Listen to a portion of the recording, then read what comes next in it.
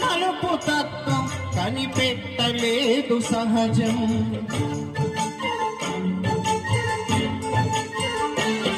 తన కళ్ళ ముందు ఘోరం సాధనదు తిరిగి లోకం, అన్యాయమన్న నీపై మోపింది పాపభారం. పడతి పరువు కాచి చేవలేని సంఘం, సిగ్గుపడకపోగా నవ్వుతోంది చిత్రం. ఆనాటి ద్రౌపదికి ఈనాటి నీ గతికి అసలైన అవమానము చూస్తున్నా కళ్ళది, అంతేగాని నీలో లేదే దోషం.